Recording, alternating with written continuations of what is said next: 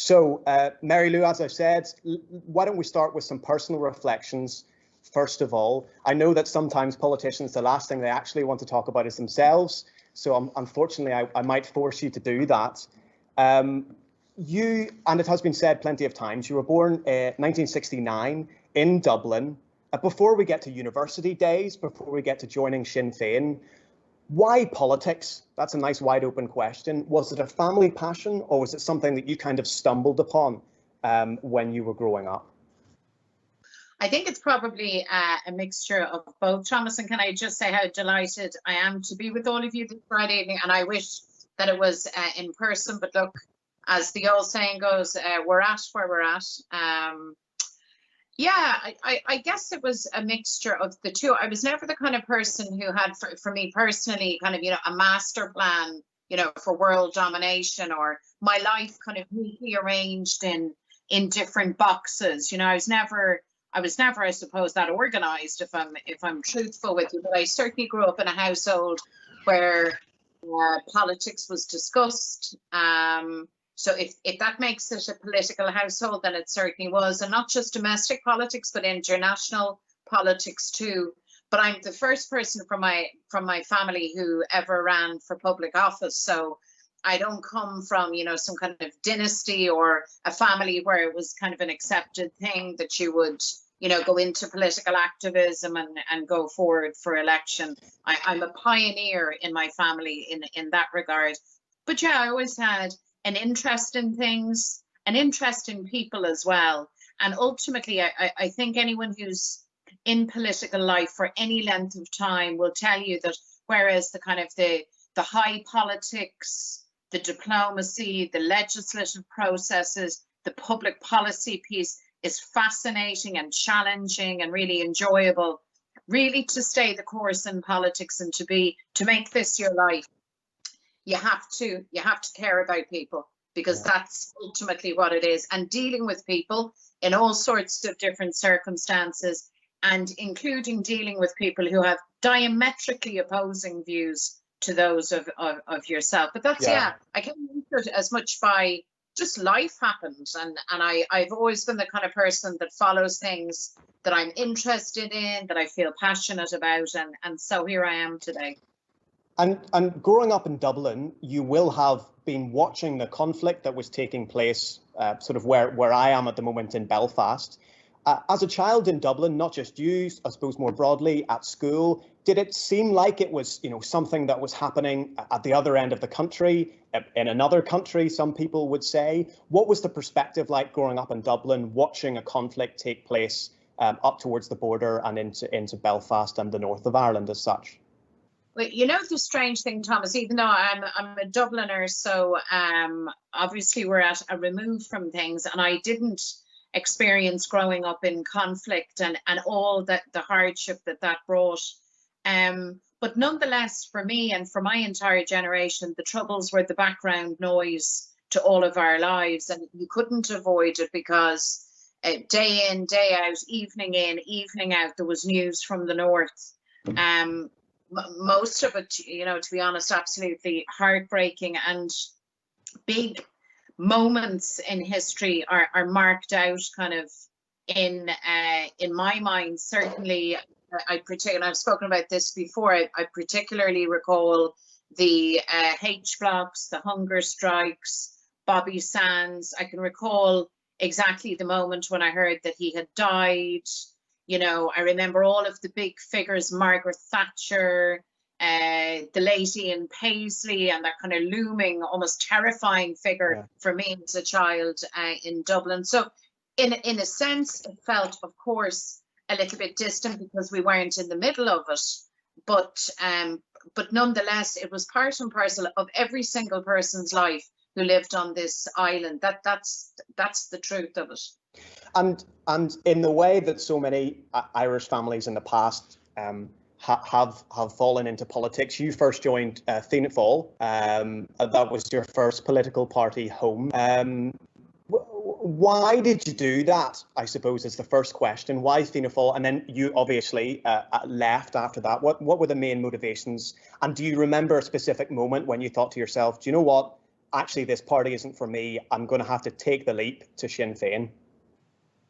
Well, Fianna Fáil, my family by tradition were anti-treaty, and therefore Fianna Fáil, as you'll know, Thomas, that Southern politics, for a long time, for, generations, has been split. The kind of cleavage in Irish politics, pro-treaty, anti-treaty, Fine Gael, Fianna Fáil, and my people were certainly very much on the anti-treaty side of the equation. So I suppose, again, when I got interested in politics, and by the way, I should say I had and still have very many friends within Fianna Fáil, and I joined for a short while, and you know what, it became, if not immediately obvious, very, very quickly obvious, I was just in the wrong place. I mean, it's as simple as that. My political orientation has always been about Irish unity, about democracy in Ireland, about self-determination, all of that piece, but also social justice.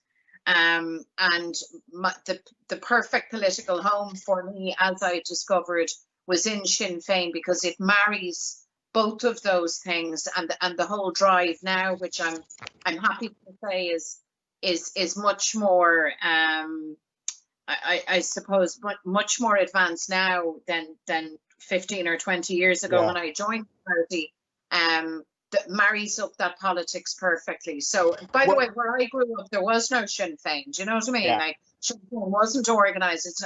I look to our party now, and it's a large party, the biggest party on the island, and we get to talk, I'm sure, about all of that. But I mean, that was not the case certainly when I was your age, Thomas. That just was, there wasn't a Sinn Féin, and now we're in every county. We've representation right across the island. So that links very nicely to my next question, which is the significance, jumping forward in time, to your election as leader of the party in 2018. In preparing for tonight and looking through some questions to ask you, you really cannot go far, it should be said, without reading almost the same thing, which is that Mary Lou McDonald is middle-class background, a nice part of Dublin, privately educated, studied English literature, and then you're elected to be leader of the party, of a party which has always defined itself in many ways by working class roots, and was and is still regarded by some, and I'll quote a New York Times article in a feature about you, so I'm sure you know this quote, regarded by many as, quote, the IRA in suits. Your election as leader of Sinn Féin, do you think that represented a move away from some of the history of the party? Was that a decision to say, I want to put some of the history of Sinn Féin behind us and look forward? Well, look, I think it's fair to say that I probably, for some people, represent a very unlikely leader of Sinn Féin for lots of reasons, and not least, and let me say this, the fact that I'm a woman. I mean, it's only a recent phenomenon in Irish Irish politics that women leaders have again come to the fore. You see that I have a portrait of Countess Markievicz on the wall behind me, and of course she was the first woman elected to Westminster. She was an abstentionist, but she was a Sinn Féin MP. So Irish history has always had very strong women, but we've, they got lost, they got forgotten, and so just to say that point. Also to say to you, Thomas, like all of the political parties in the South, if I can call this jurisdiction, 26 counties, had at some stage a relationship with the IRA and with armed struggle and with the advance of freedom. And sometimes when I hear this, this refrain around the connection between Sinn Féin and the IRA and so on, as though it were a brand new departure, it's not. It's very much par for the course. It was the case with Fianna Fáil. It was the case with Fine Gael. But it would be fair to say, wouldn't it, that relationship is more recent with Sinn Féin than some of the other parties, and perhaps closer? Not closer, but certainly more recent. And the reason for that, Thomas, is because unlike the other parties, Sinn Féin is a national organisation, and so organised in the north, in the 6 counties where the conflict happened. And when partition happened, the Fianna Fáil and Fine Gael kind of retreated back as purely a 26 county entities. For Sinn Féin, that's not the case. In fact, we grew and developed in the north of the island, as you know, initially, and then the south, those had to play a bit of catch up organisationally and politically. But I'm making a wider point, whatever about the timing involved.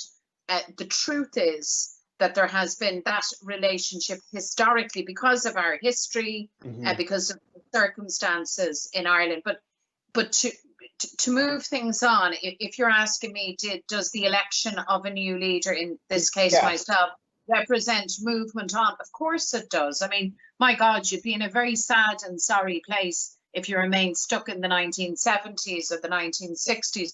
Of course, Sinn Féin has changed. And by the way, will change always, generationally, as circumstances, as politics changes. But the only thing that remains absolutely constant is our core objective. And the core objective is as old as Wolf Tone. And it is about uniting Protestant and Dissenter. And we'll come back. We will definitely be coming back to those core principles, and also the significance of your leadership as opposed to previous leaderships. Let's talk about elections, if you don't mind.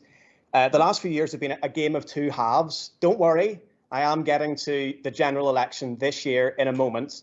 But if you know, as painful as it might be, I want to go back a little bit further. You had to weather a few tough elections. EU election 2019, lost 2 seats. Local elections, north and south. South, you lost nearly half of the seats. Then UK general election, vote share fell despite, you know, a high-profile win in North Belfast. If you can take yourself back to, you know, at Christmas 2019, early 2020, how does it feel as a leader to have led a party over some really difficult elections, even on a personal level, Mary Lou? Does it feel like did you feel ever so slightly like you had failed in some regard? How on earth, as a person, does a leader overcome the really difficult 2-year period that you had? Well, you get through it because you have to get through it. And of course, those are very tough times. And whatever about being tough for me, I can tell you that they were tougher for people who lost seats, and for an organisation that was left, you know, very, very sore, because those were very difficult elections, particularly in the south. I mean, I take your point about the northern elections, but I don't think what happened in the southern elections was mirrored at all north of the border. So yeah, that was tough, but in some respects it's kind of character forming or character building, because the truth about being the leader is you're the leader in the good days and the bad days. And the truth is when the success happens, it's shared, and when failure occurs and when you run into problems, it lands directly at your door. And by the way, that's exactly as it should be, and that's exactly as it has to be. Did you ever question your own leadership coming through some of those elections, Mary Lou? Did you ever think, for whatever reason, I'm not the woman for the job? No, I didn't think that, but I certainly it sharpened my sense of just how tough and challenging a job it is to lead a large national organisation, and also that transition and change is hard, you know, because for any new leader coming in, you have one thing, you have the excitement and the newness of the new leader, but you also have change and you know, not just your own activists in your own party, but the public generally. It takes time to kind of adjust and to readjust to the fact, and to get to know a person not simply as a public figure, because I would have had that profile, I think, at that stage. But it's different when you're the leader. It's like probably playing in a rock band, and it's just different when you're the lead singer. And Mary Lou, when a major party goes through a defeat of the scale that you even referenced, it was called a disaster in the South. What happens in a major party? Every major party goes through it. What happens? Are people fired? Is there a big constitutional reflection process? What happens the next day? It very much, Thomas, depends on the party, and in some organisations, I guess maybe people get fired, but in our case, what it sparked was Obviously, people were sore, people were hurt, people were shocked because we didn't see it coming. But what it sparked was a really honest internal conversation and a period of reflection. And I had, as sore as people were, and the party was hurt, I always knew that we would rally again, that we'd dust ourselves down and get back at it. And I knew that because people in Sinn Féin, activists at every level, all across Ireland, know that we've a big project, we've big ambitions for Ireland. But I also knew that we had to learn. Like, it's one thing to make mistakes, to What were the mistakes? Sorry, Mary Lou, if you don't mind asking. I mean, I'm sure a document was written of some kind. You know, what were the big mistakes? What went wrong? And in a second, don't worry, I will mention the Irish general election this year. I mean, what were the headlines that?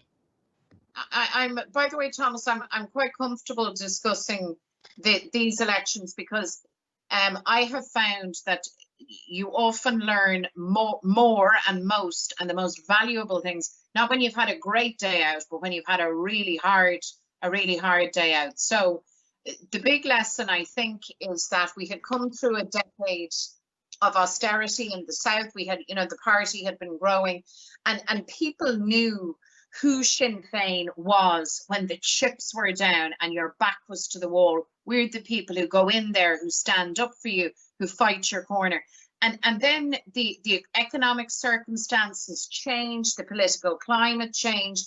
And I just don't think we were clear enough in our own minds, and certainly in our communications, in those changed circumstances, what Sinn Féin really was all about for individuals, for families, and for communities across the state. So we learned that was the reflection that took place. Then certainly the results of the general election this year reflected that. Sinn Féin received a lot of support from young people. I'm sure some of the people watching this will have voted in that general election for your party. 32% of people, young people aged 18 to 24, voted for your party in 2020 compared to just 16% in 2016. How significant, Mary Lou, is your leadership to that change? You talked a lot about housing and austerity. Those things clearly resonated with young people in particular. But was your leadership something that was instrumental to that? If you don't mind me, I'll quote you again. Was your leadership representing a move away from, quote, beards and black leather jackets? You'll know where I've got that from, to quote yourself. Was that part of the success of the party in this election? Well, definitely there's no beards now in this income, and if there is, I'll be worried. And the black leather jackets, of course. I mean, the change in Sinn Féin and the change in leadership is generational. It's, and of course that marks out a new approach, building on the past and so on. What I found going around during the last election was that, and if I'm honest about it, some of this took us a little bit by surprise, the extent to which people had landed on a position, and particularly younger people, that it had been Fine Gael, Fianna Fáil, Fine Gael for a century, almost a century, and that now is the moment for a new type of government, a government that's more in touch, a government that will do things differently, take a different sort of policy perspective, but a government that feels differently as well. And people were very clear in articulating the type of change that they want. So a lot of it, Thomas, you're right, was around that whole debate around housing and accommodation and rental and tenants' rights, all of that. But it was wider than that. There's been an appetite, as you will know, and you've seen it in marriage equality and the repeal of the Eighth Amendment, that there's a new perspective in Irish politics. And I think this isn't just in the South, I think it's island-wide. And in Sinn Féin and in myself, but not just me, the team around me who are really top-notch, people saw an alternative government. So it wasn't a protest vote. Mm-hmm. People voted for us very much to be part of and ideally to lead a government. Didn't happen last time. You mentioned island-wide, Mary Lou. Unfortunately, politics never stops. A recent poll, I'll quote you here, Lucid Talk revealed that 6 in 10 people believe that the performance of your Vice President, Deputy First Minister Michelle O'Neill has been bad or awful this year. In that same poll, she had a -39 leadership rating score, down from +17 in June. Arlene Foster sits on -2, Michelle O'Neill -39. Why is your Vice President, the Deputy First Minister of Northern Ireland, the least popular political leader by a long way? Well, I have every confidence, Thomas, that polling will happen, which will have Michelle as the most popular and most effective in time. These things go in cycles.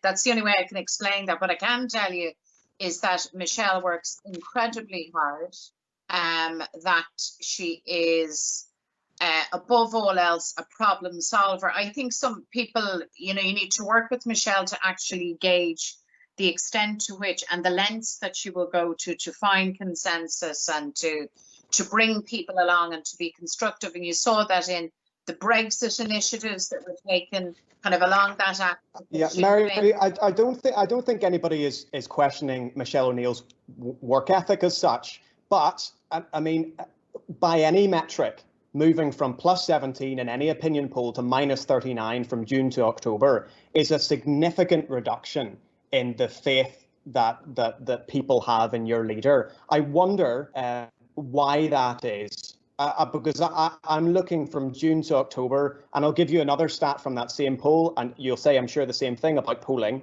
and I'm sure this would come up at some stage. The same poll revealed that 47% of people believe that the Bobby Storey funeral will have a bad or somewhat bad impact on your party. And between June and October, that was a significant event. Do you have any regrets as to your own conduct or the conduct of Michelle O'Neill? Well, just to say on the polling, because we just had a conversation around not polls, but elections that went well and went badly.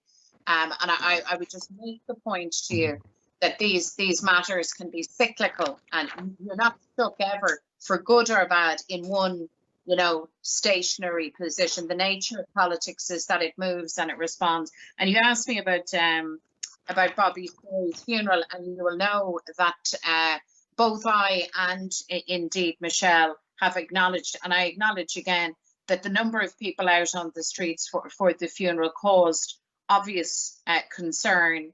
And of course I regret that. I deeply regret that. The last thing, I'm not in the business of upsetting people or of causing angst to people.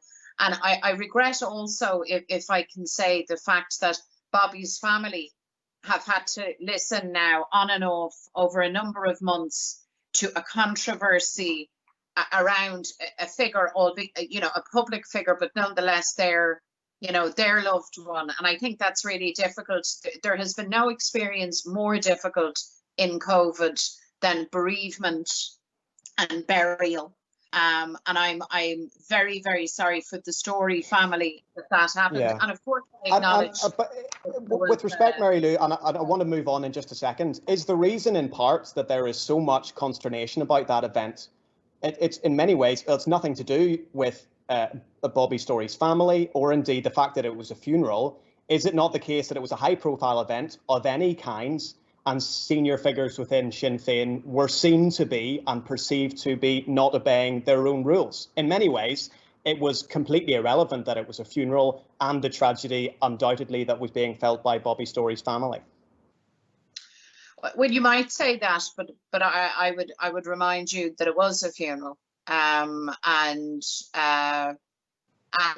in the course of this whole COVID emergency, very hard things have been asked of people, and I think the most difficult has been around funerals and burials. And I mean, I absolutely recognise that people who did not have the kind of acknowledgement that they would have wished to have for their loved one saw large crowds on the streets in Belfast and felt hurt by that. And I deeply, deeply regret that.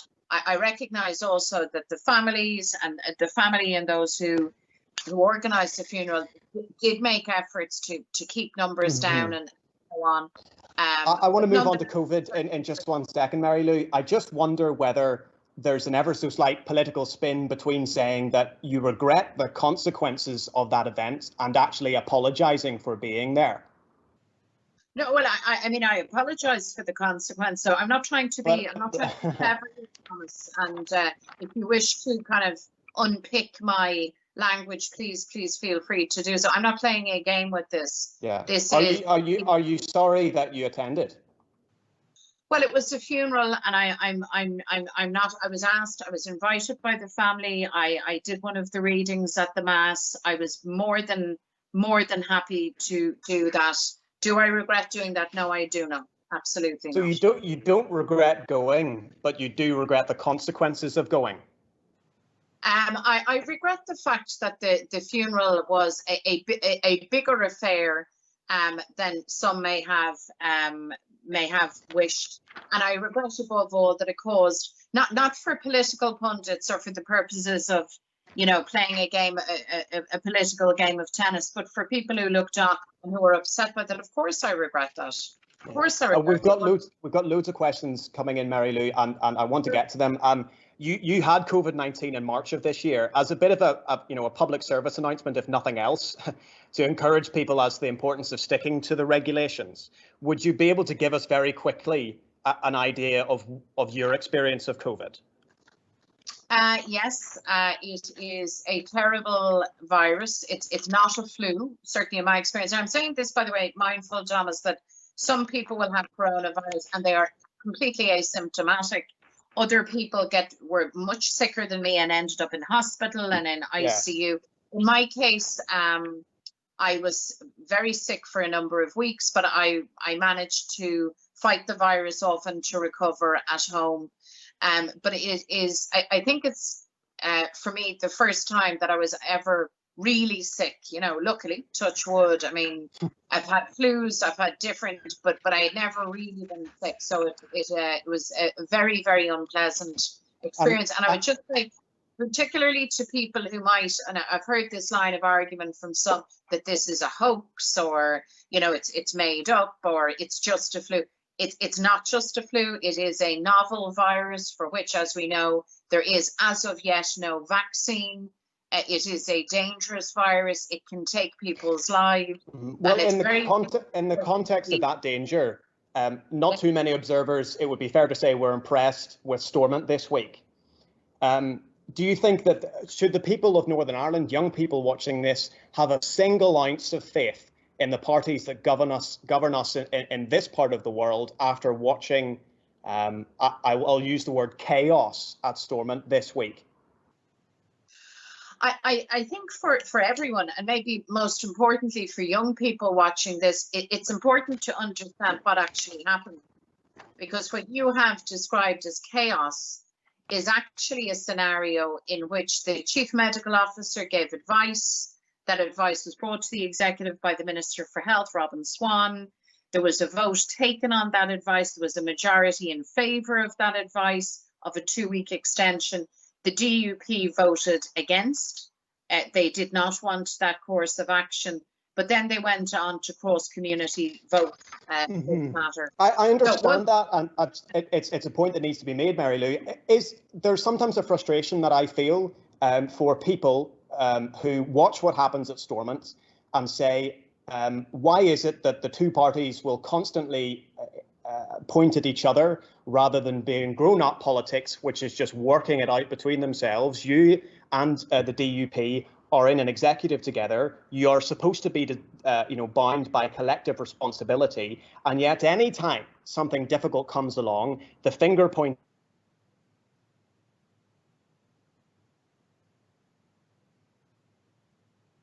You are part of governing this jurisdiction. There was chaos this week, and surely there's some responsibility to be had by all the parties in Northern Ireland for that. Is that not the case? Well, I'm not getting into a blame game, but I am setting out the facts. But it is, you're not getting into a blame game, but it is the DUP's fault. No, and I'm saying to you the DUP took a particular view. They didn't want a 2-week extension, and they community voted that. The other thing I'd say to you, Thomas, and I think people need to really grasp this. This is a 5-party executive. This is not a coalition between the DUP and Sinn Féin. This is a 5-party power sharing executive. And by definition, an arrangement like that is tricky and difficult because you have people from widely different political perspectives pursuing different objectives very often. And yet, and this is the right thing, by the way, that we have this wide power sharing executive. It is a necessary feature in the Northern political and the Irish political landscape. But as to finger pointing and blame gets us nowhere. I accept that. Of course. I take that point, Mary Lou.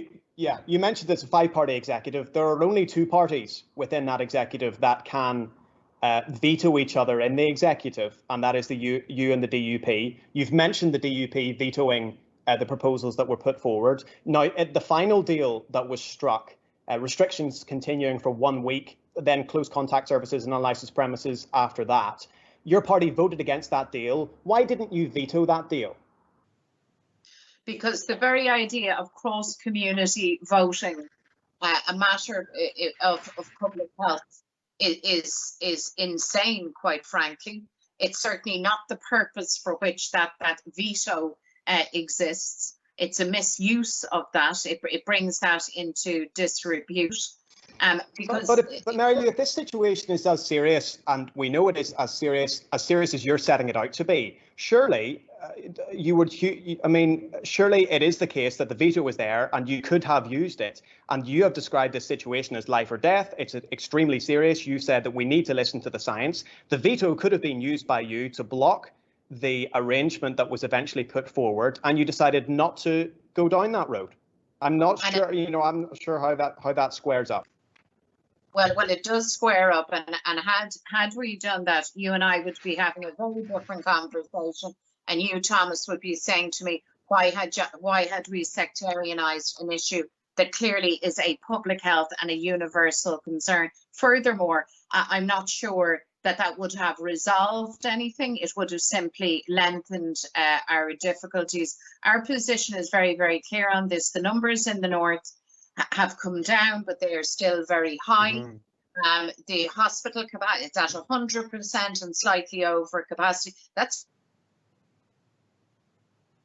executive has now landed on a position. It's not one that we are terribly happy with, but it is the collective position. And what Sinn Féin members of the executive will now do with our colleagues in a spirit of cooperation and progressivity is to do our very best to ensure that we get and keep the situation under control. And can I say, Thomas, in 2 weeks' time, there will be, there's going to be further assessments. I mean, the CMO and the scientific people are watching this scenario the whole time, and this isn't, the end of the story in terms of what we do. Let me ask one more question on that then, Mary Lou, and then we'll go to our first audience question. You've mentioned the advice from the CMO, which was for a further 2-week lockdown. That advice was given towards the end of last week, and yet on Sunday Politics last Sunday, Michelle O'Neill detailed her hopes and expectations of relaxing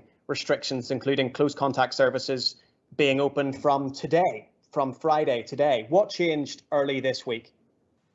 The medical advice. I mean, I have a hope and aspiration of people returning to their normal lives and being in a position to go. With respect, Mary Lou, the medical advice for a further 2-week lockdown was given by the CMO at the end of last week. I think it was either Thursday or Friday. And yet on Sunday, the Deputy First Minister was detailing how she was hoping that close services could open again from today. Hence my confusion. Well, let me unconfuse you, Thomas, because you're going to hear a lot of people debating around what might be done, what could be done, what would be desirable to be done, what they'd like to have happen. And that's part and parcel of this conversation, not just island-wide, but internationally. And we all say that, and Michelle has always caveated and bookended any commentary that you have to be consistent and compliant with medical advice, because you and I and all of us can have whatever views we want. I'm not the chief medical officer, and neither are you. And when the expertise walks into the room, as the CMO did in recent days at the executive table, and said, any of those things that you are proposing will cause excess deaths. When you are given that advice, I would suggest to you that you perk up your ears, you reassess your situation, you listen to that advice, and more crucially, you follow that advice. And that's what Michelle and I did. And they were let's move on to some audience questions. Mary Lou, the first comes from Shane McGuinness. We're into the world of Brexit. We've avoided it up till now. Shane McGuinness asks, if the Northern Ireland Protocol in the withdrawal agreement is implemented by Westminster, do you think that the island of Ireland is a step closer to economic unity? And if so, what active steps are Sinn Féin taking in order to achieve economic unity? So that's from Shane. Okay, well, hello, Shane. The purpose of the protocol is to protect the All-Ireland economy, and to ensure that we can keep the lights on the island. Even with the protocol, Shane, Brexit is bad news, and Brexit will be destabilising economically for the island of Ireland, for Britain itself, in my view, and for the continent as a whole. So there's no magic wand that can be produced to make that go away. We are in a difficult place. It does mean that for the purposes of the North, that it will stay within the single market for different purposes, but within a shared or a different customs union. So it's kind of a messy, it's an inelegant mechanism. It might be inelegant, Mary Lou. I suppose part of Shane's question, though, is it optimal in some ways, or are you using that, and I don't mean that in a pejorative way, to move closer to economic unity and a united Ireland? Well, I think, and I don't take that as a pejorative. I mean, my stated position, my work every day, Thomas, is about reunification, and it's about democracy in Ireland. So yes, of course, we're working for those things. But I would have to say that in the first instance, the protocol is a mechanism just to stabilise, and to protect the island as a whole in what are very, very difficult circumstances. Yeah. Does this advance the issue of economic unity? Shane has asked. Well, you might well reflect on the fact that Brexit has ignited the debate around reunification generally, not just economically, but across the whole range of issues. And I think undoubtedly, people who may not have particularly cared or may not have had a very strong view on the issue of the partition of the island now are in a situation where they're asking themselves and asking other people questions. But the economic dynamic on the island, bear in mind, 20 years ago and more, business in Ireland, the CBI in the north, IBEC in the south, and small business across the island have in many ways been ahead of the curve. They have always seen the benefit of an all-Ireland approach and economies of scale of that nature. Perhaps, Mary Lou, but they might have, as you say, put forward the strengths of that. That leads us quite nicely into another question on the topic of Brexit. Do you hear Sinn Féin hasn't that any changes to the border between Northern Ireland and the Republic of Ireland would breach the Good Friday Agreement, suggesting that this rules out the option entirely.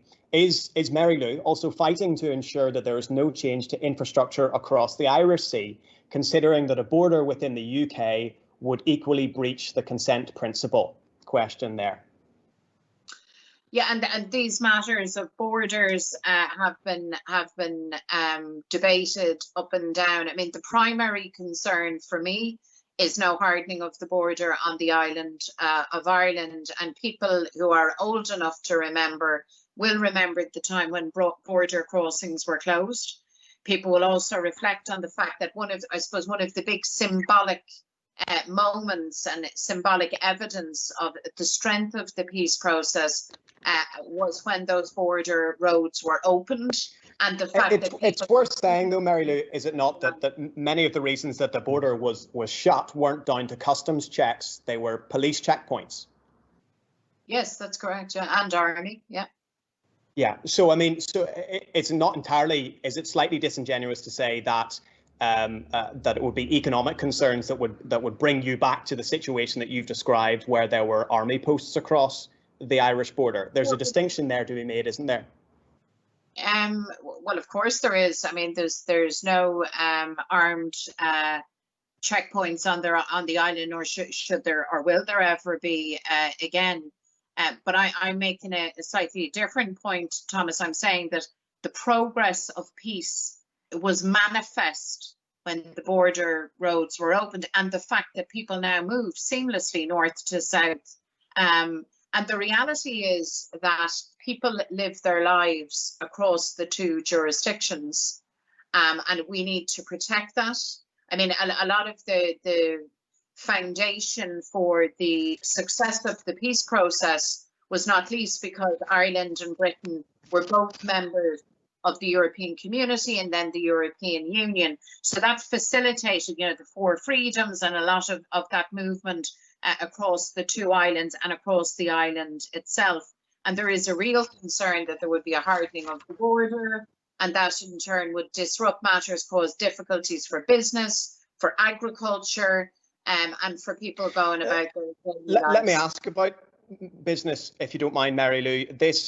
I think earlier this week, Michelle O'Neill and Arlene Foster sent a joint letter to the EU Commission asking that they would look into ways in which the Northern Ireland Protocol could be interpreted in such a way that businesses could still export the goods that they need to from the UK into Northern Ireland.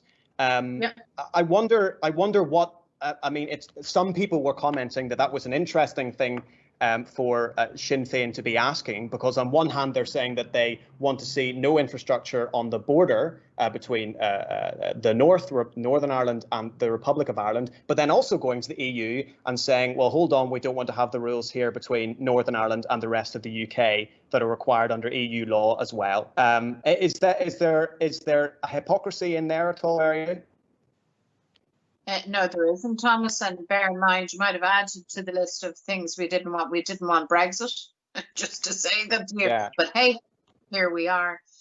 The issue at hand was there was a lot of talk about food chain and food supplies and supermarkets, and there was a real concern that there would not be disruption to those supply chains. That was at the core of the concern.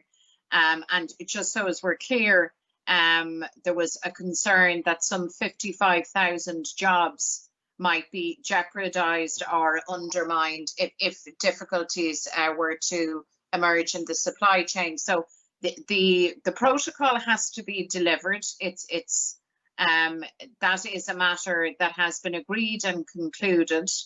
And I think what is in question now is not moving from or permanent derogations, but certainly a grace period to make sure that we don't walk into some kind of shock situation in respect of food supply. Okay. So I think it was, and indeed, you used the term hypocrisy, I would use the term pragmatism, and caring for the fact that Brexit is bad news all around. And I don't want to see one single person, if I could avoid anybody losing their job or their livelihood as a result of it. We'll do what we need to do to secure people's welfare. Absolutely. Let me ask a question, Mary Lou, from Emma, has been sent in as well. On a similar theme, she asks, Sinn Féin has always been a Eurosceptic party. You were opposed to EU membership in 1973, opposed to Maastricht Treaty, Treaty of Nice, Lisbon Treaty, every EU expansion in between. Mary Lou, she says, has even debated with Nigel Farage against EU expansion. Is Sinn Féin still Eurosceptic, or did the fact that the DUP supported Brexit change all of that? I think that's a valid question. Oh, of course, all of the questions, Thomas, are valid. Yes, certainly. So no, we're not. Actually, Euroscepticism is a particularly English phenomenon. Elsewhere in the continent and across the European Union, the term that's used is Euro-critical, not Eurosceptic. We're not, little Irelanders. We're not small, insular thinkers. Our issue with the European project is not around whether or not we are European. We clearly are. I mean, Ireland is an ancient European nation. We are very much European, but the issue at question is... Why then, Mary Lou, sorry, were you opposed to EU membership in the first place? I was going on to tell you. Well, I wasn't. I was a bit at that time. But the issue is the direction of the European project itself. And that is a matter of contention, and we would be critical of the fact that the project lost sight of kind of the essential social element, a social Europe, I suppose, as against a Europe that's very much designed in which the markets are, all dominating, where competition policy is the centerpiece and the central dynamic, and where the interests of corporates and elites are served, and where so many people got left behind. And by the way, Thomas, it's interesting to reflect on Brexit Britain and to look to different parts on the island of Britain and to ask, why did communities, strong working class communities, come out and vote for Brexit? And some people put it down to just, well, it was kind of chauvinism or even racism, and there's no doubt there was ugly politics at play. But you also have to be honest and say that for many of those workers and those communities, they felt not unreasonably that they had been completely forgotten and left behind, and they didn't feel the benefits of social solidarity and progress that the European project ought to have provided to them, but failed to do so. So that doesn't make you, by the way, Thomas, that analysis does not make you a Eurosceptic or a bad European. I think it makes you the best kind of European, a European who actually believes in European citizens and their rights, and who's prepared to stand up. Mary Lou, would it be fair to say that your party or you are opposed to further EU expansion, things like tax harmonisation? Would that be something that you wouldn't be comfortable with? Absolutely not.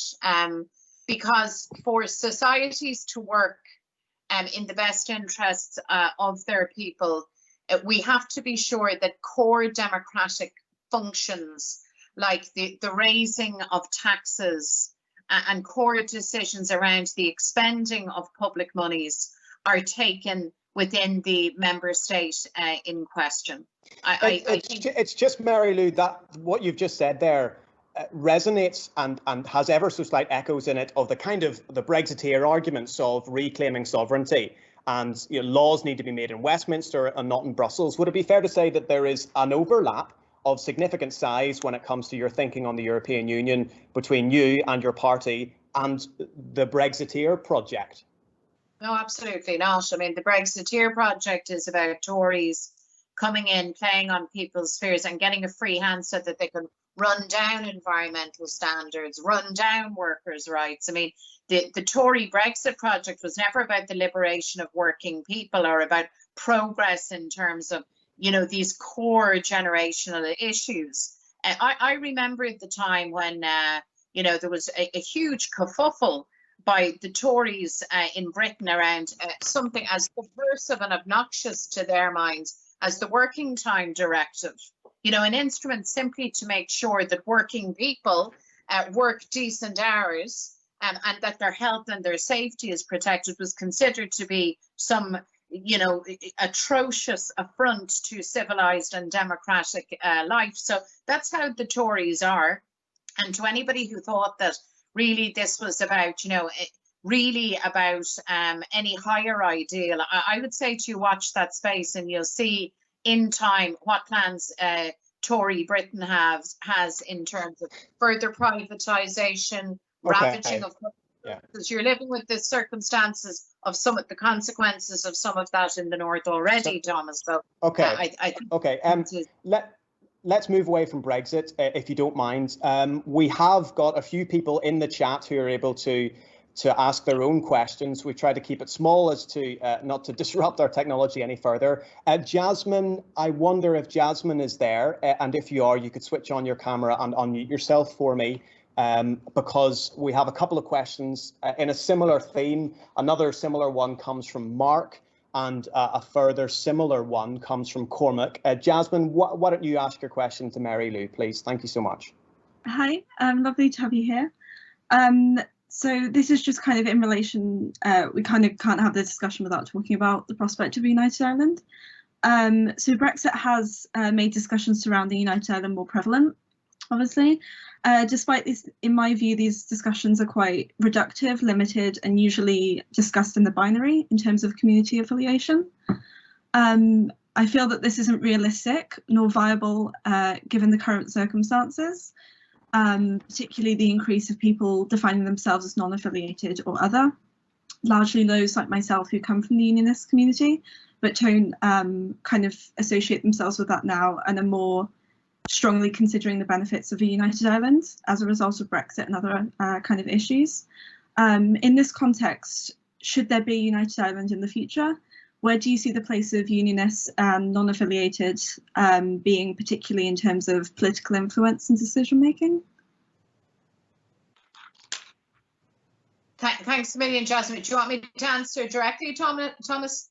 Yeah, certainly answer directly. That's fantastic. Thanks so much. It was very nice to meet you, Jasmine, and thank you so much for your question.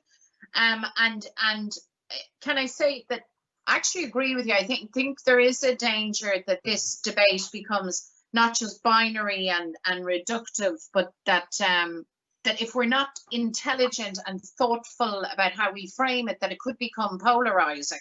In fact, it will become polarizing unless we give it a good deal of thought and make it plain. And let me make it plain from my perspective and our perspective in Sinn Féin.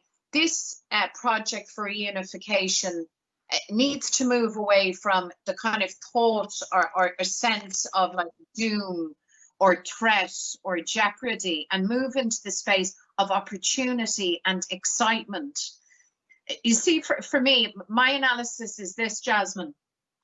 When the island was partitioned now, almost 100 years ago, what we got were two essentially conservative reactionary states. And the history books have been written about the North, a Protestant state for Protestant people, and everything that happened in really an apartheid situation in the North. But in the South, if we're honest about it, there was equally a reactionary impulse, and home rule, did become Rome rule.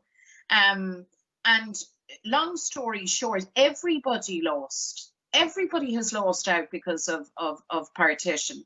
And I think, therefore, when we frame our conversations with each other around reunification, we have to have our eye on the prize, and the prize is a new Ireland. I'm not arguing for, a United Ireland that has 6 counties bolted onto the 26 and we continue on business as usual.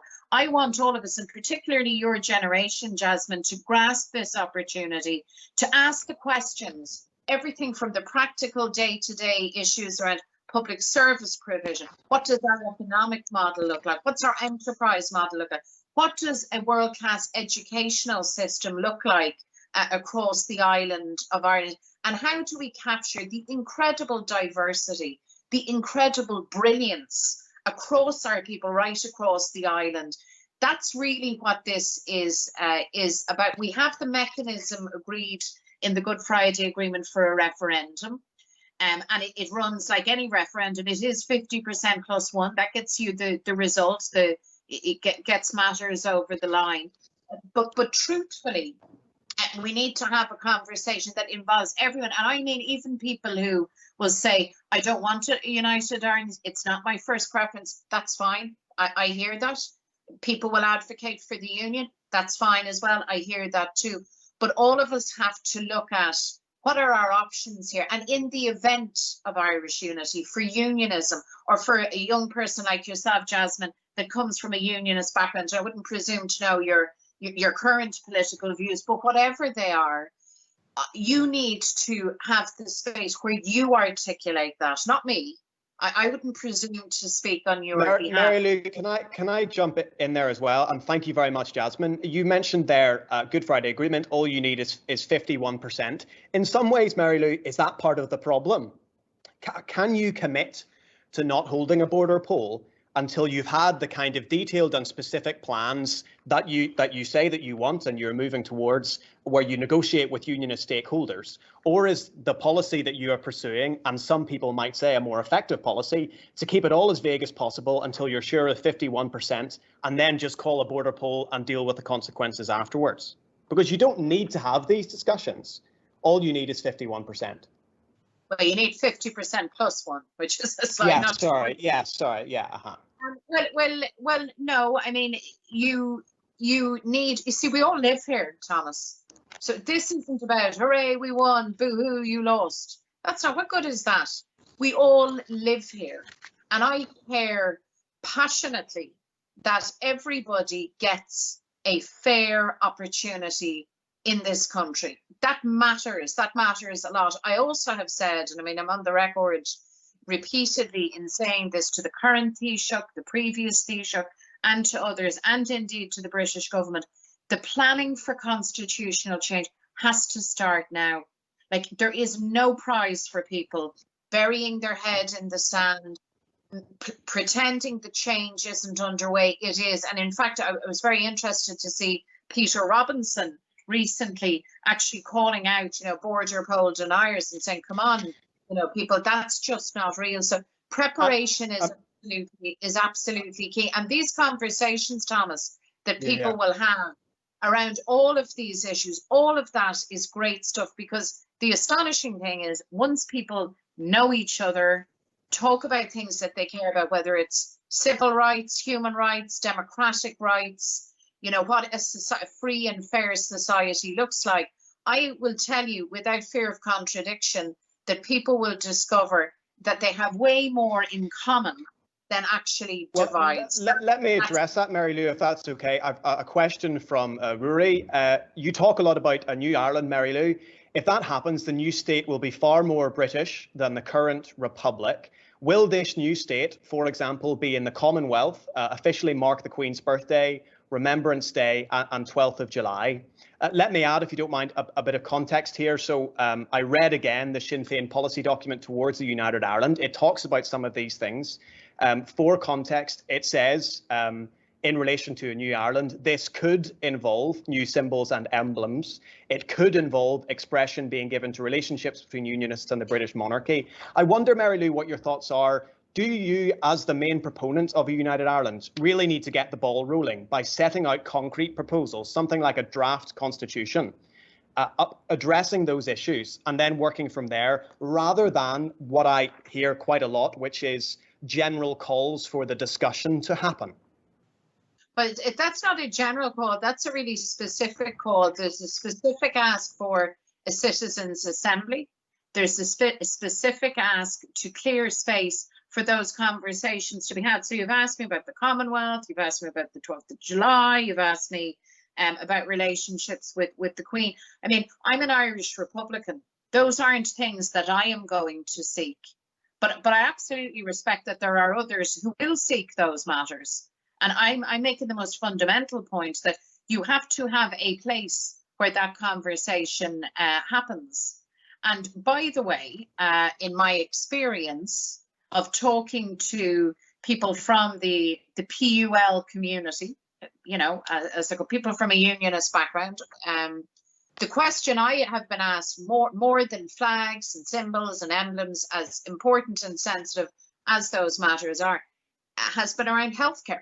Yeah. It's been around the NHS and the possibility of an Irish NHS. So I repeat the point that, and I would not be so arrogant, it's not for me to make the asks of unionist citizens for unionist citizens. That would be clearly farcical. I understand that, Mary Lou, but is it not ever so slightly disingenuous? And I don't, with respect, you've been in politics a long time at the top level of politics. You know your Irish history well. You're certainly aware of many of the things that unionists value. It doesn't take a genius to work out what some of them are. Is it not up to you to make the first move and say, right, here's my proposal, in a new Ireland, we will, I don't know, put up the Union flag above Leinster House on the Queen's birthday. We will officially mark Remembrance Day or 12th of July. Is it not up to you to lay down a draft constitution and then you will get unionists coming ready to engage in that discussion. Well, just to say to you, so we don't have arguments, and I'm certain many things. I'm not a disingenuous person, Thomas. The Remembrance Sunday is already marked in the 26 counties, as you're probably well aware. And of course, I'm aware of the importance, for example, of the monarchy to many, I imagine, unionist citizens. In fact, I've met Prince Charles. He was kind enough to write to me when I was sick, actually. So I of Really? course I understand it. Yes. What? Sorry, it's completely off. Was it a long letter or a short letter? I haven't seen that reported anywhere. Yeah, well, no, he did. He wrote to me to wish me well and to say how sorry he was that I wasn't feeling well and that he looked forward to seeing me. And so it was very nice. I thought very gracious. Okay. So I mean, anyway, that's kind of deviation from the point that I'm making. Yes. So of course I get that. But I want to come back to this again. I believe, you see, I believe in agency, in a person's agency. And I believe that people who are British are more than capable, well able to bring forward their view, their asks, their ideas, their initiatives in an all-Ireland context. And I want to reassure them, all of you who may be listening to this, that you will find in me and you will find in Sinn Féin a willing ear, a listening ear, and people who want to have that conversation. Yeah, Mary-Lou, you mentioned healthcare there. A slightly related question comes from is it Fiedhelm Doolin, who I think is in the chat, or who is on the call. A question to do with, I suppose, Sinn Féin and its ability to initiate a health service of some kinds. Fiedhelm, are you there at all? I am here, but that wasn't actually my question. Oh, okay. Well, why don't you ask your question and we'll work from there. Hi, Lou, it's Phelim Doolin. My question was in relation to the election of Joe Biden. So with the election of Joe Biden as President of the United States, do you think that we'll see a substantial change in US foreign policy to see stronger support for a united Ireland from the United States of America? And secondly, what do you think is more likely to happen within the next 5 years? A Sinn Féin government in the 26 counties or a united Ireland? That's a very good question. You thought about that one, Phelim. I did. I thought long and hard. So first thing, the election of Joe Biden, yes, I think it's significant. I think it's significant that even in the course of the election campaign, he said very, very plainly and clearly that like Speaker Nancy Pelosi, like Chairman Richie Neal, Chairman of the Ways and Means Committee on the Hill, that he too has said very clearly that if there is damage to Ireland, to the Good Friday Agreement and any of its parts, well, then there won't be a trade agreement with the United States. And I think that's a very powerful statement. I imagine that it concentrated minds across the water in London. And I think it is extremely important that we have that solidarity with the United States on this matter, bearing in mind that the United States is a guarantor of the Good Friday Agreement. They have skin in the game, as they say.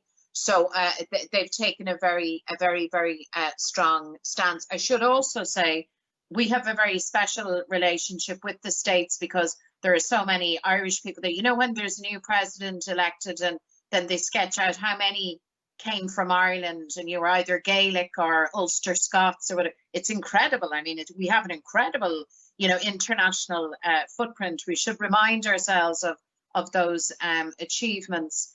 In terms of like Sinn Féin in government or a united Ireland, either or, I don't have a crystal ball, Phelim, but what I do know is that next time out at the next election, we'll ask people again to give us the chance and the opportunity to lead the next government. I hope we will succeed in that, but I'm not one bit arrogant. You heard me talk with Thomas about hard elections and good elections, and I'm very clear that you earn your corn and you earn your spot and you earn your votes above all. Can I piggyback ever so slightly, Mary-Lou, on the back of that last question? On a related note, do you think that the next election will be in 5 years' time, or will it be before that? That is to say, do you think that this government will make its way through a 5-year term? I don't know is the honest answer. You're probably looking from the north, and you can see that it's quite a government. I mean, it's sometimes you wake up and you say, I wonder what the dilemma will be today. It's had a very, very rocky passage. Ironically, for a government that allegedly was, formed for stability and sure-footedness, it's been anything but stable or sure-footed. So the truth is that it may not go the full course, and I'm not going to place a bet on it. It might, and it might not. So it's a real politician's answer now, Thomas. So. Let me ask another question, Mary Lou, coming from Olivia. Perhaps a more difficult one, not sure. She asked, why did Sinn Féin accept a donation from William Hampton, an Englishman, for €4 million by registering the donation in Northern Ireland rather than the Republic of Ireland? Let me see if I can add an ever so slight bit of context. As I understand it, the Republic of Ireland maximum political donation is €2,500. In Northern Ireland, it's much less than that. So Sinn Féin can receive close to the full 4 million in Northern Ireland. And as I also understand it, William Hampton's will specifically directed that it was for the party in the Republic of Ireland known as Sinn Féin. Are you exploiting the benefits of partition, Mary Lou, whilst also standing up and claiming to be an anti-partitionist? Well, no, I mean, for those that are bothered by the fact that there are two administrations, two sets of everything on the island, I say, well, let's have one. So no, not at all. But as a matter of fact, there are two jurisdictions on the island. That's not a legal loophole. That's a fact. William Hamilton left the money to Sinn Féin. He was a United Irelander. He was also somebody who kicked back against the British establishment. He left us this bequeathment, a very substantial amount of money. We're registered in both jurisdictions, in the south and in the north. In the south, we couldn't accept the donation because it would be to break the law, and we're certainly not going to do that. But we could accept it in the north, and that's what we did. And that's fully in accordance with the wishes of the gentleman who left the money to us. And it's been quite something to observe the reaction by others, which I can only describe as a very serious dose of sour from our opponents, who have jumped up and down. But the facts are that no law, no rule has been broken. And in fact, a complaint I definitely take that point, Mary Lou, and I am not alleging in any way, shape or form that you have broken the law. No. I would ask simply, the gentleman's will stated that it was for the party in the Republic of Ireland known as Sinn Féin. That's worth saying. Does that bear any consequence, relevance on the fact that you decided to register the money in Northern Ireland, one? And two, is it against the spirit of the law, Mary Lou, if not the letter? Absolutely not. I mean, we're registered in two jurisdictions, but we are a single party. The money is in the north. The money will be spent in the north. We're scrutinised on the double, if you like, because we are a national organisation. So no, I mean, just so people at this meeting know, the reason why this matter got such attention over the last week or so, even though the money was left, and all of these matters were concluded more than a year ago, is because the government here in Dublin came under pressure, and they think that, in reaching for this issue, that they can do some damage to us. But no, the man left us the money. He left it because he believes in Irish unity. We're very thankful and very grateful to him, and every rule and every law has been fully respected. And let me nicely take us into a new question, if you don't mind, Mary Lou, by finishing up by saying that this matter was discussed in the Senate earlier on this week, and we have a question from Sean Kelleher. Is that right? Who is in this chat at the moment on a somewhat related note. Sean, do you want to put your question to Mary Lou? Yes. Hello, Deputy McDonald. So my question relates to Shannon reform. As you know, Shannon is currently debating reform of the Shannon in 1970. The people in 26 counties voted over 90% to allow the graduates of not graduates of colleges that are not within the NUI or Trinity to cast a vote in Shannon. And there's currently proposals to expand up to every university. My question is, first is, would you like to see graduates of Queen's, Ulster, and the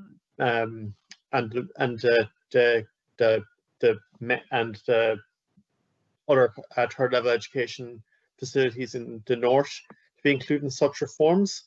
And in the grander scheme of things, we'd like to see a return to the old Senate, where there was 60 members elected for 12-year terms, with a quarter of the Senate elected every 3 years. Comprehensive question, Mary Lou.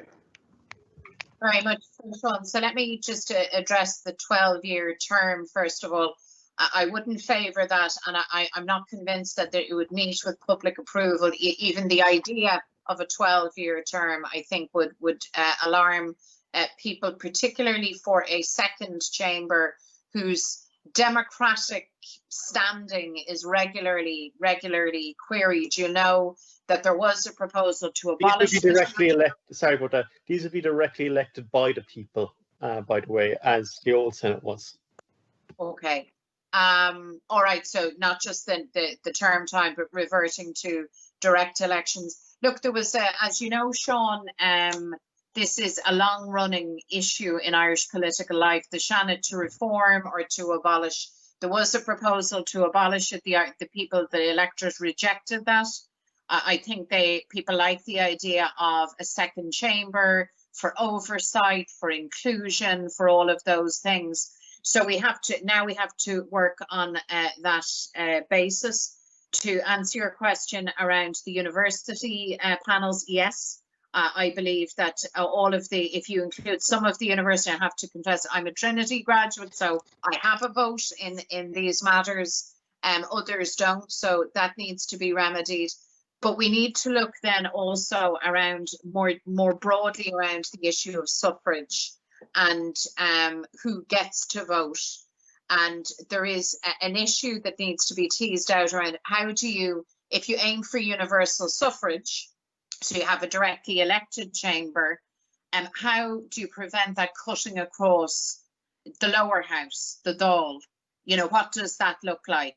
And that's quite a complicated and convoluted conversation, but a necessary one.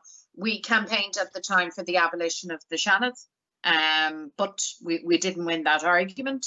So we have a second chamber, and where we can agree, Sean, whatever it looks like, is there is absolutely no doubt that it needs to be reformed. Can I also make this point, Thomas, as we're talking about the Shannon? Okay. A very good fellow by the name of Ian Marshall, a Northern man, you'll have known him. He's a former president of the Ulster Farmers Union and so on. Ran in a by-election for the last Shannon in the last Dáil, and we supported him, like so did lots of others, and he was elected. And I'm really disappointed that he wasn't reappointed this time round. There's going to be a couple of by-elections in the Shannon, and I really hope that space is given to a voice like Ian's. Ian is a unionist, so his politics is very different from mine, but I have to tell you, he was a very, very effective voice, and I think it's very important that we have Northern voices. We have Niall O'Donoghue, a Belfast man, you may or may not know him. He's from the Short Strand, and he leads the Sinn Féin Shannon group for us. It's really important that the Northern voice is heard in the Oireachtas generally and in the Shannon as we're discussing it in particular. And I suppose a very quick thing to mention, Mary Lou, and I really don't want to dwell on it, is that you did have another senator from this part of the world in the form of Alicia McCallion. Do you have, well, you have already expressed, and I think it's just worth saying again, do you have regrets about the way that the money that came from the Northern Ireland executive to Ms. McCallion was dealt with? Yes, I mean, I have made that clear. The money, of course, wasn't sought. It landed into 3 different accounts, and it should have been returned immediately. And I think my views on that are very clear. By the way, all of the other, I think there's about 400 accounts which similarly have been credited with this money in error, and that money should go back as well. These are public monies, and Alicia McCallion is a very, very fine person. She accepted that she had hugely acted in error herself here, that the money should have gone back immediately, and she took the honourable course, and a difficult course of action, but the honourable course nonetheless. Okay, let me ask another question, Mary Lou, because I can see we're at 7:30, and I want to let everyone finish and go, well, not go out on a Friday night, safely stay in, COVID secure, at 8 p.m. Let me ask a question from Peter Moore. He asks, the relationship between, I think, Ian Paisley, maybe is what he means, and Martin McGuinness. The relationship between Gerry Adams and Martin McGuinness felt a lot closer than the relationship now between Mary Lou and Michelle O'Neill, he says. Is that a fair interpretation of the dynamic? He asks. Media reports say that Dublin Sinn Féin told the Northern operation to scrap their plans for reopening hospitality without alcohol. An interesting question there from Peter. Well, it is interesting. It's interesting on 2 fronts. Firstly, I mean, Martin and Gerry, of course, were very, very close. And myself and Michelle are very close. I mean, we're colleagues, we're friends. So we've a very good and a very strong relationship. And by the way, neither of us take direction from others. It's gas. I heard this thing that Michelle was directed by Dublin. I'm assuming by Dublin is meant me, you know, what to do. Nothing of the sort. I mean, we work together. I have enormous respect for Michelle and for my colleagues in the North. You are the party leader, Mary Lou. You call the shots at the end of the day. So if you want to go a certain direction and Michelle doesn't, you know, it's your vote that counts. But I'll tell you a better one. Well, I mean, that's not. You see, when you lead a large organisation, the approach of my way or the highway is never the wisest approach, Thomas. Just tip for the top if you ever find yourself in that position. But of course, I'm in charge, absolutely. But equally, I mean, the same people who have gone on and on and on about William Hampton's money and trying to make a big controversy around that would have you believe that I'm directed by Belfast. So, I mean, it's just nonsense. And I have to say this, I wonder sometimes, is it because we happen to be women in political leadership? And I'm not doing the poor me routine. There's no poor me about it. I'm a very able and a very seasoned operator. So I'm not saying that in a way of any form of sort of self-pity. But I just wonder, is it for some people when they see women in leadership positions or a woman like me leading a large organisation, is there somewhere in their brain that they think, well, a woman couldn't possibly do that? And if that is the case, I have to enlighten those people that in fact I am the leader and I don't take direction from anyone. And Michelle O'Neill knows her own mind and does her job. Well, similarly, not under the direction of anyone else. I'm sure, and I'm so sure as well, you know, critics would certainly not suggest in any way that they are sexist, but it's an interesting point you raised. Let me ask Mary Lou about another type of relationship, which is between the First Minister and Deputy First Minister in Northern Ireland. Famously, Ian Paisley and Martin McGuinness became close. They were known as the Chuckle Brothers. Then we had a period of time when Michelle O'Neill and Arlene Foster were quite close. I remember Marlene becoming a moniker for a certain period of time. Has that relationship become more strained over the last number of years? And how important is that relationship to effective governance and progress? I think it's very important. I mean, all of the relationships on the executive matter, you know, collective responsibility and collective relationships and dynamics really, really matter. But for those 2 people, Michelle and Arlene in the First Minister's and Deputy First Minister's office, of course that matters. And it's also fair to say that it's a challenging relationship by definition. I mean, Arlene Foster is the leader of the DUP. They are a union party. They have a particular view of the world. Michelle is an Irish Republican. She's the deputy leader of Sinn Féin. So, of course, there's going to be natural tensions. But I do want to say this. I mean, I've given you my view of the last week or so and the use of the community veto, which was disgraceful. But there have been times in the management of this crisis where the executive has done really well, and Arlene and Michelle have done really well in very, very difficult circumstances. And I think it's important to register that as well. And by extension, can I say, members more generally of the executive. And it's in political life and public life, it's always necessary to kind of criticize and to identify failures or shortcomings or chaos, like we saw last week with this business around. I wonder, just Mary Lou, some observers might suggest that the relationship that existed between Ian Paisley and Martin McGuinness was a close one, and that seemed to be a period of time in which enormous progress was made. And some of those same observers have not seen the same level of the same strength of relationship between subsequent First Ministers and Deputy First Ministers. Do you think that the strength of that relationship is what dictates progress in this part of the world? No, I don't think it's the entirety of it. I mean, no political system and progress in any political system can't revolve around just two people. But I do accept that everyone on the executive and the First Ministers in particular have a particular role in kind of setting the tone and the feel, and I think can certainly lead from the front. Of that there is no doubt. Just remember, Thomas, that when Ian Paisley and Martin McGuinness went into those offices, I remember it very clear. I actually remember being in the Great Hall and them walking down with Bertie Ahern and Tony Blair. And at that time, people would have said, first of all, people would have thought that you were absolutely crazy if you had suggested that these two men, could work together, much less that they would actually form a friendship, quite a deep friendship between each other. But it did happen. But it took time. All of these things take time. Yeah.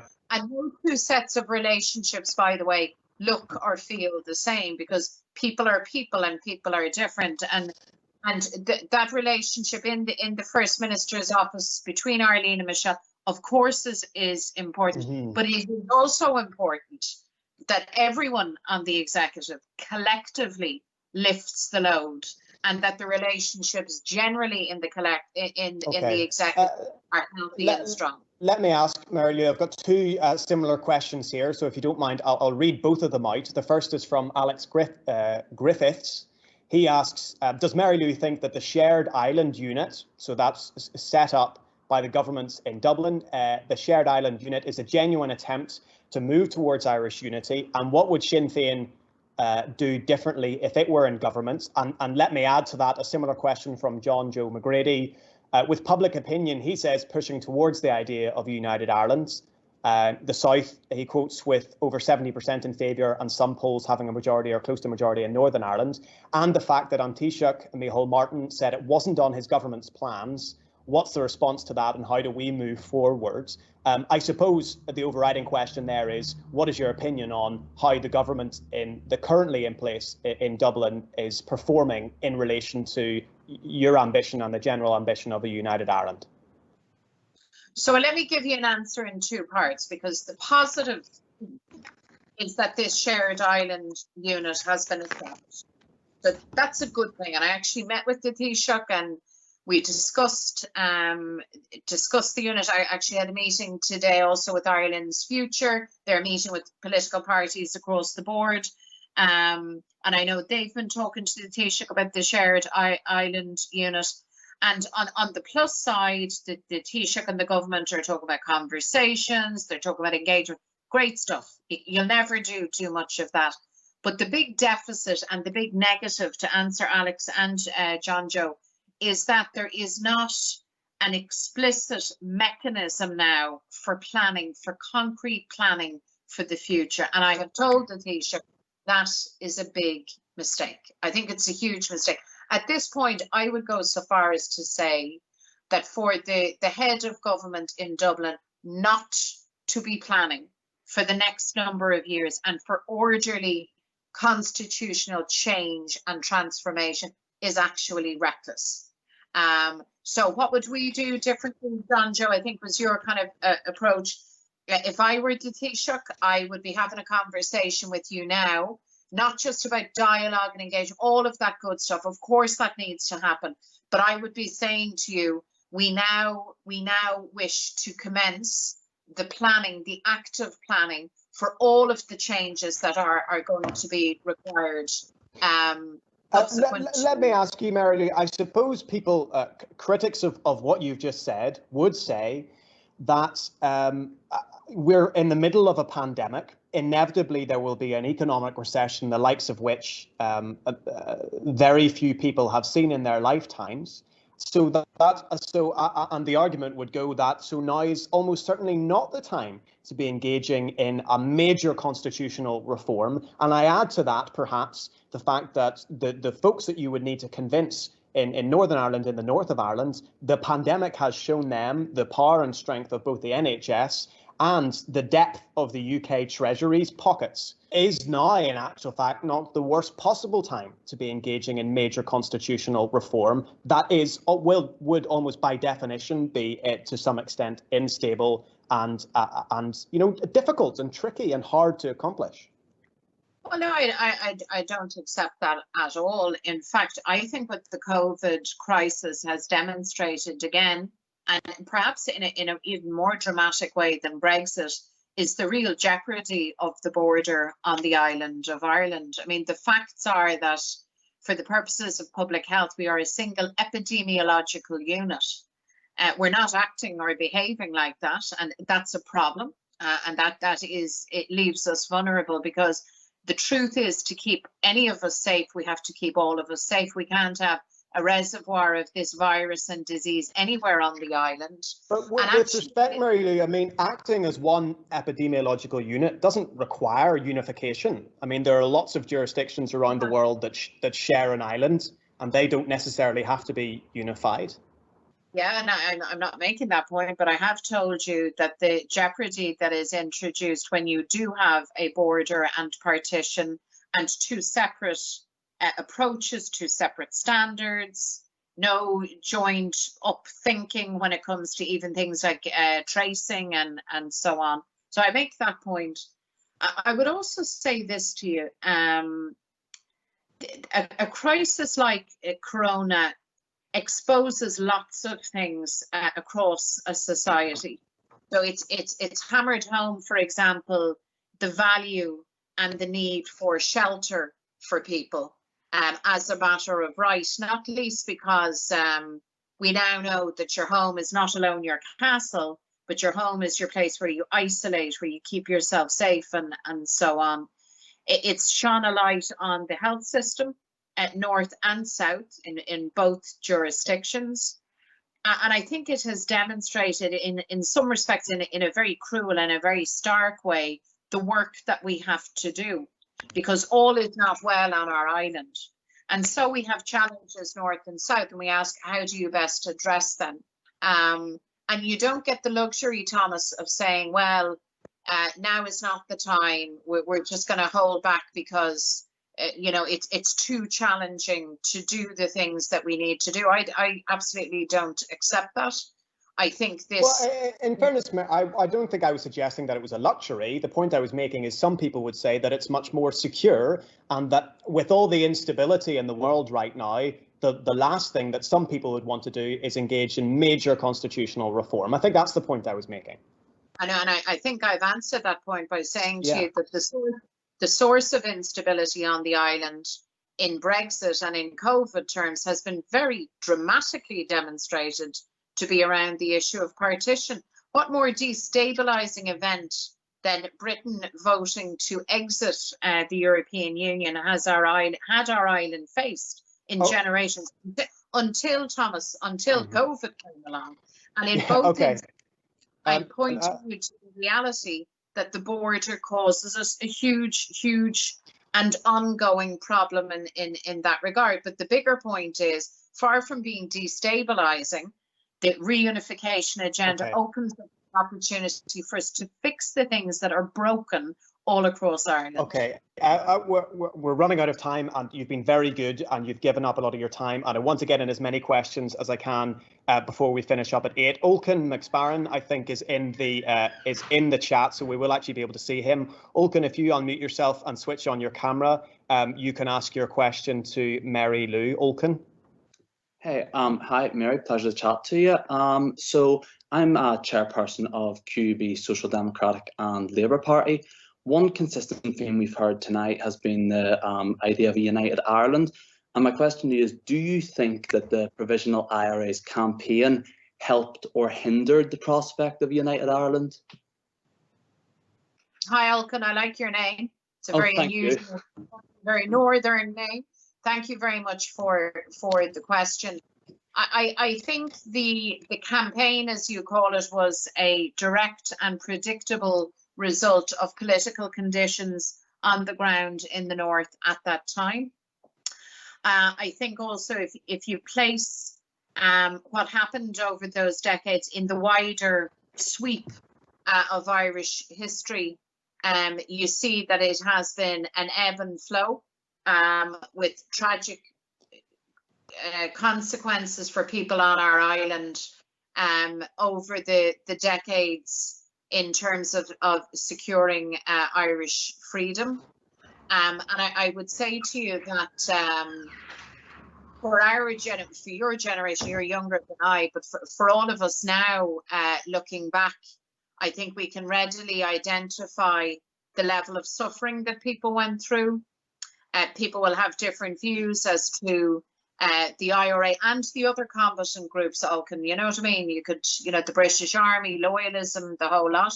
We're not going to have a shared narrative on that, I don't believe. I don't think we're ever going to land on a position where there will be one agreed account of what happened and, more importantly, why it happened. Mm-hmm.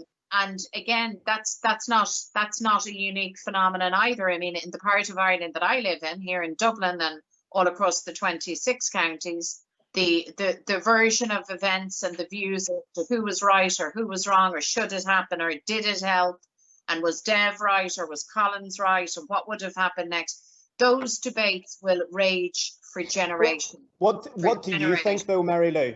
What's your opinion? Mm-hmm. I think that the conflict was inevitable. Mm-hmm. I think it is hugely regrettable that it was not resolved earlier. But I know that, and this is the reality of conflict, when it, not just in Ireland, but internationally, when a cycle of conflict emerges, it's very, very difficult to stop it. And I think we were ultimately very successful. And we owe debts of gratitude to lots of people for the fact that we finally could find a democratic and a peaceful dispensation to move forward. Okay, Olcan, do you want to respond to that, and then we'll move on? Olcan? I think we're all in agreement. No one wants armed conflict on this island in any way whatsoever.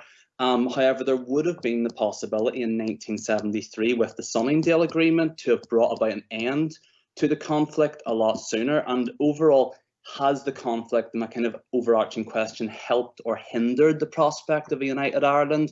What would your opinion be on that? Has it helped or hindered it? Thank you, Olcan. Well, as regards, I mean, that could have happened in 1973, Olcan, but it didn't.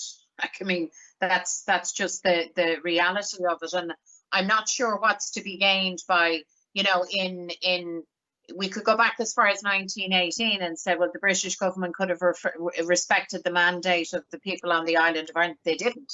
I mean, had they, none of it would have happened. Had the island not been partitioned, we would be having a different conversation between ourselves.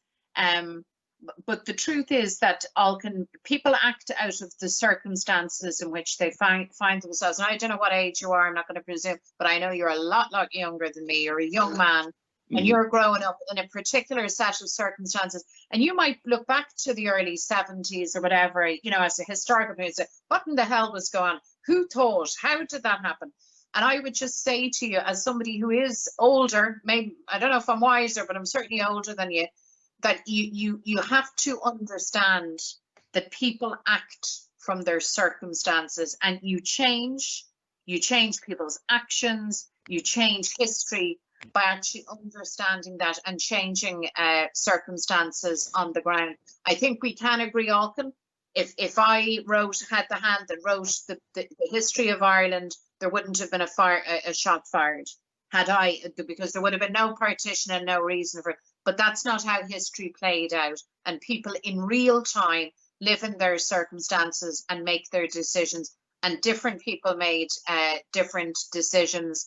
And I would say the predominant reason why the conflict went on so long was because the British government was prepared to slug it out in Ireland, and in fact, in many respects, used Ireland as a training ground for. Mary Lou, I mean, can I just inject?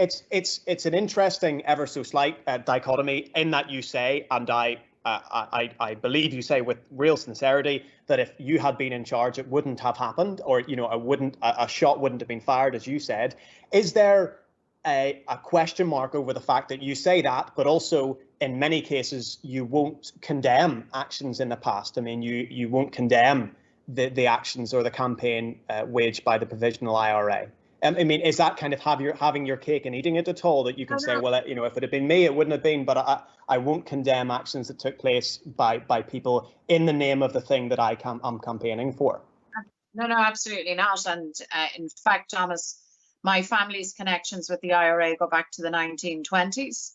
And back at that time, there were people who said that they were terrorists and all the rest. And I will not have any of my people who are brave people and honourable people insulted in that way.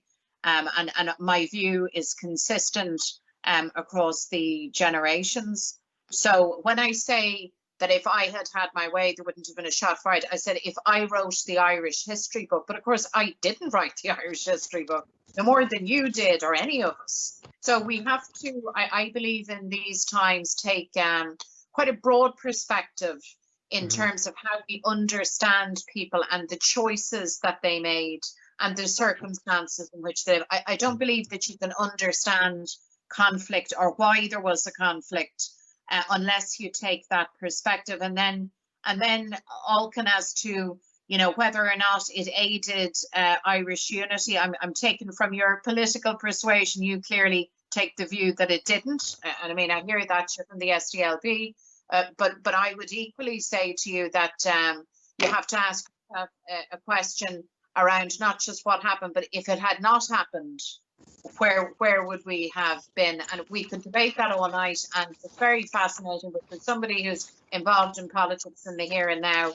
it doesn't actually get you wild far along the road. Okay, let's try to move on to two other questions. Thank you, Alkin and Mary Lou, before we finish up. One comes from Leah Boyle.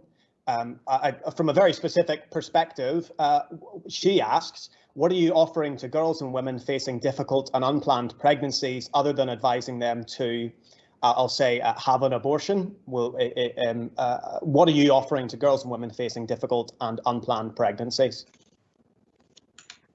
The freedom to calmly and in a supported way take the decision that is right for them. That's what we're offering. This is about women being respected for an ability to make choices and judgments that are right for them. Very often, as you say, Leah, in very, very difficult circumstances. And I think we need to learn to respect adult women's ability to make decisions for themselves. And for far too long, that has not been the case right across Ireland. And I'm very pleased that we've moved considerably ahead and we've made considerable progress in recent years. But it's not... I suppose it is offering, I'll not say offering, or saying that, you know, the option of deciding to have an abortion is on the table. What is your party doing for people who decide that that is not the option that they want to take in difficult and unplanned situations? Well, I think I made that clear, that every option needs to be available to any woman in those circumstances.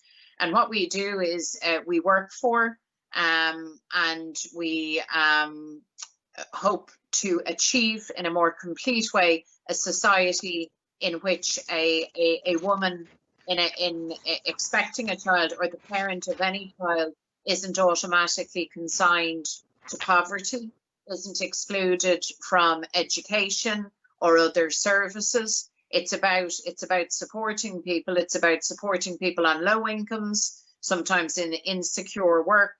And it's also about creating a societal atmosphere in which we respect the fact that there are many, many different types of family formations, and that people who parent alone are worthy of nothing other than our utmost respect and support. I can tell you, I have 2 children myself, Thomas. Well, they're teenagers, they're young adults.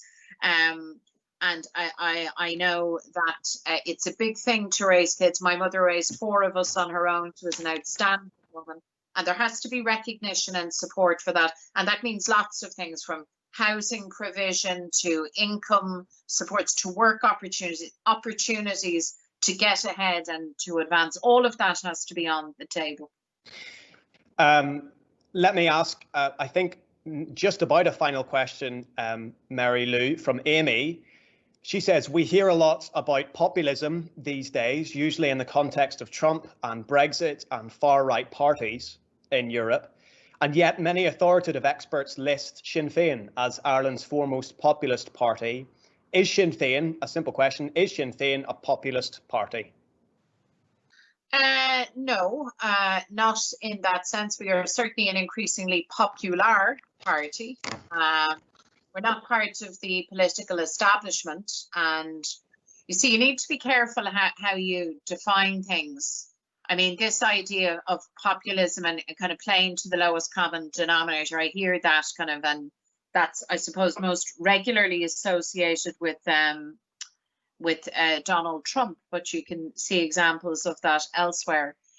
I think it's dangerous, though, to say that every voice that challenges power or challenges the status quo or takes on the tired and rather jaded political establishment and questions things, that automatically defines you as a populist, because there's something around using that term that it's used almost tactically to disregard what you're saying or to undermine the message of change. And that's what Sinn Féin is all about.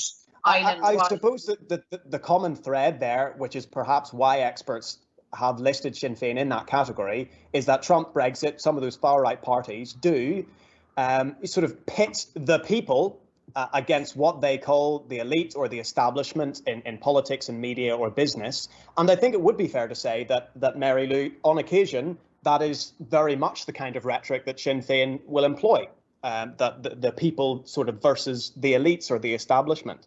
Do you ever have a fear at all of being associated with that kind of, I'll say the word again, populism that has, in your mind, done great damage in other parts of the world? Well, I think the contrast between that type of populism that you've described, that kind of reactionary right-wing populism, and Sinn Féin is the difference as between daylight and darkness. So no, I have no such fear. Our politics is about equality. It's about inclusion. It's about fairness. It's about decency. It's about women having our rights. It's about human rights and civil rights. So we are a million miles, and actually in an Irish context, some of those who would point the finger at us and say that we're populist are actually, you know, quite reactionary themselves. So no, I'm not going down that road. That doesn't bear up as a matter of fact. And yes, we speak truth to power. And the fact is that we live in a society that is still riven by inequality, We are stupid, we are foolish to tolerate that, because we know that more equal societies are more prosperous societies. And in order for us to get from unequal to equal, from divided to a united sense of prosperity, you have to challenge the status quo. And that doesn't make you a populist. To my mind, it makes you an activist and a representative who's willing to take things on in a spirit of honesty and progress on behalf of the people that you represent. Mary Lou, we've 2 minutes to go. If it's okay, I want to swing back to a kind of personal reflection. Earlier on today, I was looking through your Twitter feed, knowing that I would be chatting to you later on in the day. In the world in which we live, politicians are now celebrities as well. You are quite active in replying to sort of random people as such on, with humorous remarks, that kind of stuff. How has your life changed by politics now being in the realm of entertainment as well? One would presume that when you walk down the street, people will recognize you. You probably have more trouble wandering around the supermarket than you might have before. As a final question, to bring us back down to the personal reflections that we started with, how has your life changed in the last 2 years from becoming a leader of a president of Sinn Féin? Well, it's busier, that's for sure, but I have no bother going around the supermarket, not at all. I mean, the neighborhood that I live in, myself, my husband, my kids, we're here. There's no great novelty value in seeing me around this part of Dublin. We're very much part of the furniture. And in my experience of meeting people right across the island and beyond, is people are dead on, absolutely sound and lovely, including people who don't share your political view. 9.9 out of 10 people are just absolutely lovely and want to have a conversation. And by the way, actually appreciate the fact that in addition to being a politician, you're a human being. I am an imperfect, flawed, normal, regular person. And when I'm not doing politics, like I'm a mother. I like being, I like my friends. I like a bit of crack. I like an open fire. I like the sunshine. Not that I got to see much of it this year, but so no, I mean, I still have a very, very. But you mentioned friends there, Mary Lou. When in pre-COVID days, when you go out for a drink with some friends, I mean, are people not sort of in a bar or a nice restaurant or something saying, "Oh, look, there's Mary Lou"? Well, they can do. I have found that pubs, can be, when the hour gets late and when people are in high school, that could get a bit messy. But again, most people, when you're out with your family or with your friends, most people will respect that. And of course, they want to say hello and have the crack. I like people, Thomas. I don't find that.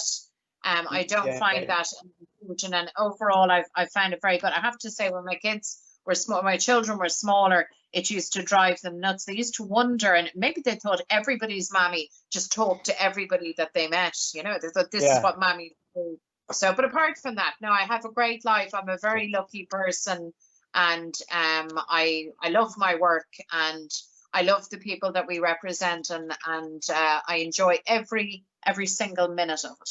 Well, on that note, Mary Lou, I want to thank you so much for giving up your time this evening. I've kept you 1 minute later than I said I would. A huge thank you to you for giving up your time, and indeed your team for working with us and facilitating tonight.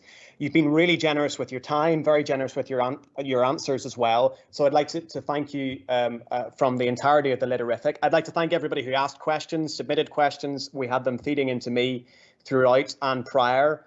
I'll say it again, I said at the very beginning, we do have more LitTalks on the horizon.